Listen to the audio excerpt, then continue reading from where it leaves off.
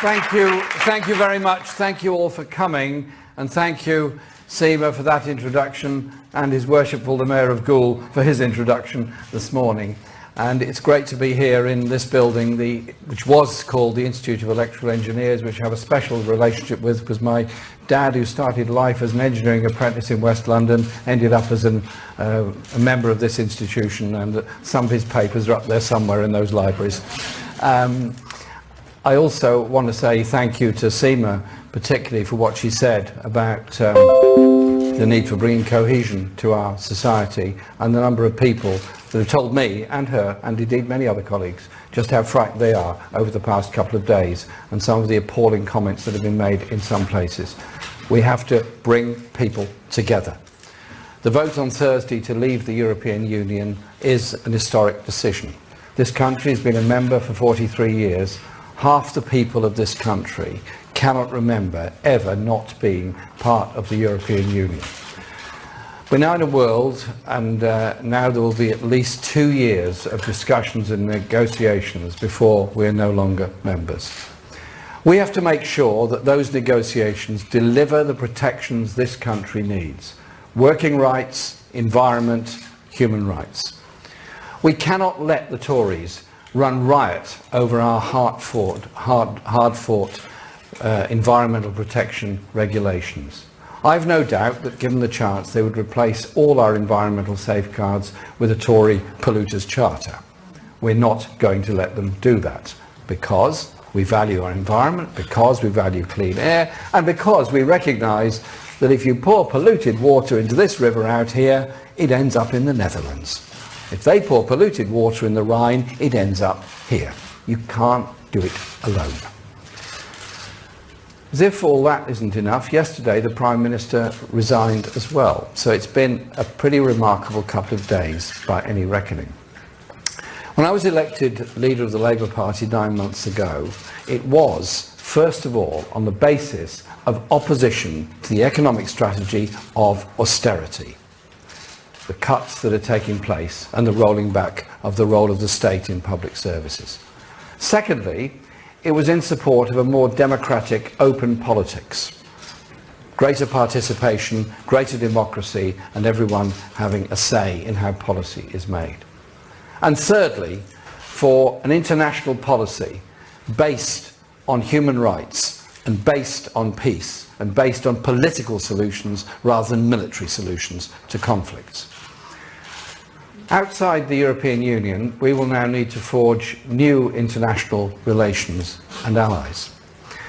I spent much of Thursday afternoon in between encouraging people in my constituency to vote in the referendum, speaking to leaders and prime ministers of socialist and Labour parties across Europe on just these 3 points, because I knew, remain or leave, many people felt that politics wasn't working for them. And I wanted to work with them to improve employment protection, human rights, and opportunities for all across the continent. Today, it's important that we learn from what has taken place in the past few days. If we are to draw the right conclusions and represent the people we were elected to serve more effectively. Across many parts of Britain, there's a feeling of powerlessness. Communities that have been abandoned from the mining industry's destruction onwards, where high-skill unionised jobs were lost in the 1980s or 90s and have not been replaced, or replaced by insecure, low-paid employment. Sport Direct factory on the site of a former mine says it all about the employment strategy of modern Britain. Where people feel behind in lower paid, less secure jobs, they are very concerned, and we are concerned for them. Where the deregulation of the labour market, combined with a lack of investment, hits the poorest hardest. It's many of these communities, former industrial heartlands, that voted to leave the European Union. Those communities have taken the full force of austerity and government economic failure. Local services have been hit the hardest there, while the richest got the tax breaks. If you overlaid a map of central government investment in local government with a map of poverty in Britain, they would be exactly the same. Those areas that have the deepest poverty, the highest levels of unemployment, the most insecure levels of employment for those in work, have also had the biggest cuts in central government support. The poorest borough in Britain on wages is Knowsley, on Merseyside. That has had by far and away the biggest cut in its local government support. The Tories' choice to make deprived communities pay for the crisis, not of their making, has opened the door for a very nasty, divisive form of politics in this country. That divisive politics has sought to blame immigrants, not government. Governments that let industries go to the wall, that fail to invest, that have deregulated the labour market and turned a deaf ear to the communities that have been left behind. I want to be very clear. The chronic housing crisis across this country is a direct result of this government's housing policies, selling off public housing whilst failing to build homes for all or provide secure tenancies for those in the private rented sector. We need laws that provide security and housing for all. And so the government referendum revealed a very divided Britain. London and Scotland voting strongly for Remain, Wales and every other English region voting to leave. But there is another divide between the thriving, often multicultural cities that were more likely to vote Remain and often post-industrial, smaller urban areas that voted to leave. Yesterday, people awoke to the turmoil of the markets and the pound sliding in value very rapidly, biggest fall for several decades. Before the referendum, George Osborne threatened an emergency budget if people voted to leave. He threatened to hike their taxes and cut public services. I don't know if he's going to do that, but it clearly is on an agenda somewhere. Labour will not allow that to happen. That would damage our economy still further and deepen divisions in this country even further. Our Shadow Chancellor, who works very closely with SEMA, John McDonnell said yesterday, the government must now take steps to stabilise the economy, to protect jobs, pensions and wages. Labour will not allow any instability to be paid for by the working people of this country. That is a very important point.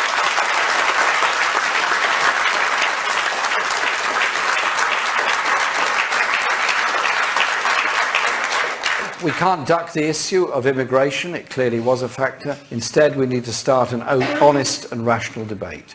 We cannot talk about immigration as something separate from its social and economic context, both for communities that are here and those that arrive. It's clear from the conversations that I and many others had on streets around the country in recent weeks that immigration is a crucial issue for a lot of people and played a central role in the EU referendum campaign. Opinion polls have told us for many years that it's one of the biggest issues people face. In fact, it's been in the top 5 on opinion poll questions since 2011. Politicians are often accused of being afraid to talk about it. I'm certainly not. I believe that migration has enriched our country, our culture and our communities. And I want to thank those people that have come here.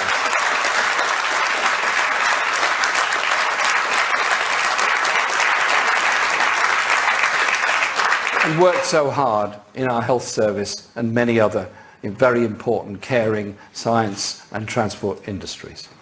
But I also understand that rapid changes to communities can bring tensions and strains on services. During the referendum campaign, I talked about the pressure that fast-moving changes on population can put on already underfunded public services. That's why Labour backed the restoration of the Migrant Impact Fund to relieve pressures on local services and provide rapid, necessary financial support to local health services and local government in areas where there's been a big influx of people to come and make their homes there. That fund was established by Gordon Brown in 2008. It only sadly lasted 2 years because David Cameron and the coalition government abolished it in 2010. We recognise too that there can be tensions in the jobs market. And so, we proposed amendments to employment rights here in Britain, such as the banning of 0 hours contracts.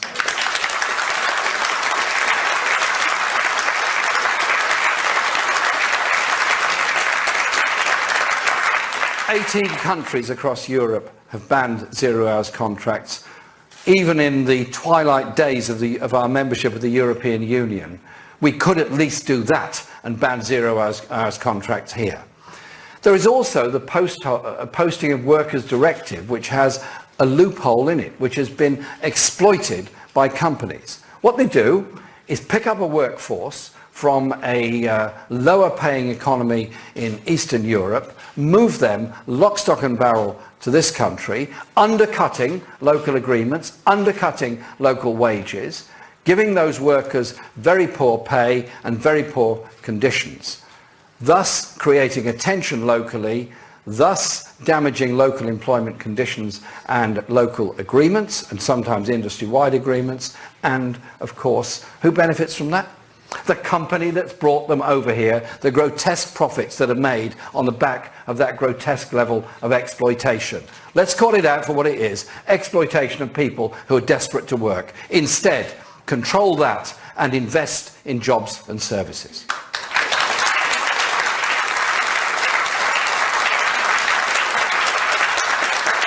We have to address the needs of people and places that have been left behind by building an economic strategy that works for all, in all parts of this country. I know that Seema Malhotra and John McDonnell are doing just that.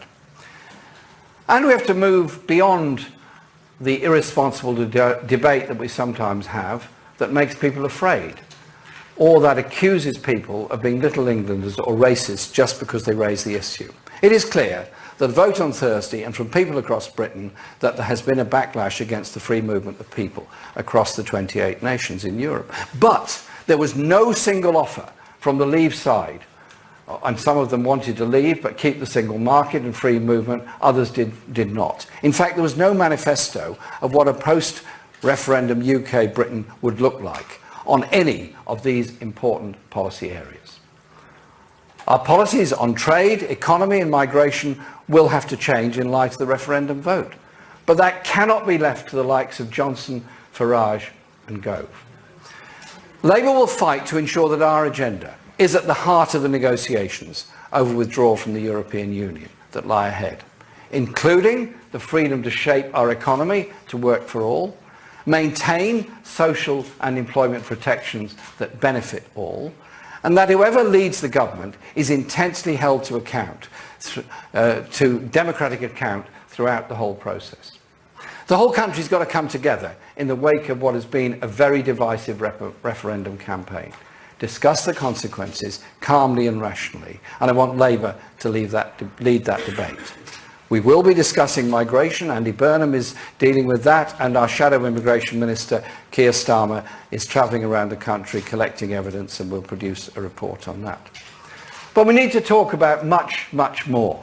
The economy, skills, training, investment, industries and communities, employment and trade union rights, and our trade with Europe and the rest of the world. Half of our exports go to Europe.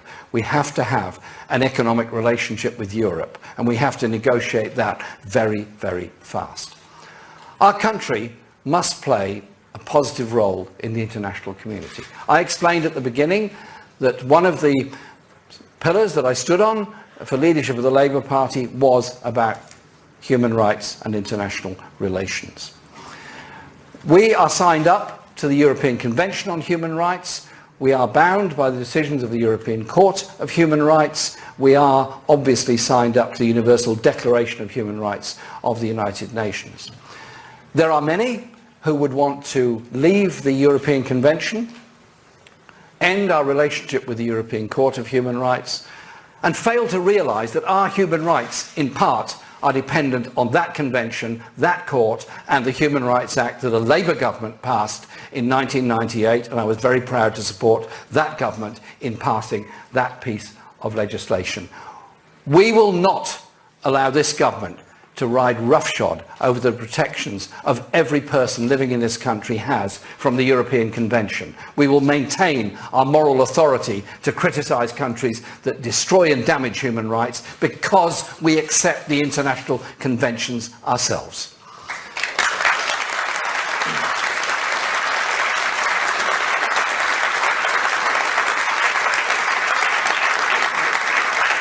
The Labour Party, and indeed the whole history of the Labour movement in Britain, is one of an international outlook. We will hold the government to account through its responsibilities, through the Department of International Development, and support our aid and development work, and ensure that the leaving of the European Union does not mean the end of many of the programmes that we're jointly involved in with the European Union. Diane Abbott, our Shadow DFID Secretary of State, is working very hard on that. When we had the leadership election last year, I was elected leader of this party on a programme that would ensure party policy was about the redistribution of power and wealth in this country. Inequality is the issue of our times. The growing gap between the richest and the poorest, and the way in which the proportion of wages as a proportion of gross domestic product is reducing in comparison to those of the very richest. We must face it and act decisively against it. We must never pander to prejudice in the debate that we're doing. We stand for communities coming together. So as we begin in the coming weeks and months to negotiate in all its complexity our exit from the European Union, we must debate the Britain that we want, that will be shaped by how that exit that takes place. An economy that provides good jobs in all parts of the country, because there is a government that invests in communities, in industry and its people. That was what the Labour agenda will have to be. We don't want whole communities left behind, former mining villages that have had very little or no investment in them, and all the problems that comes from that. The Labour vision is about justice, is about equality, is about public investment, is about housing for all, is about decent education for all. Above all, it's about opportunities for all. The young people that voted overwhelmingly to remain on Thursday must not be shortchanged by this decision. Those young people that voted in such large numbers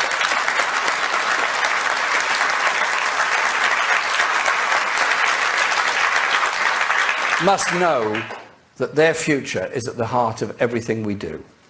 It's good schools, it's colleges, it's education, it's universities, it's training, it's opportunities.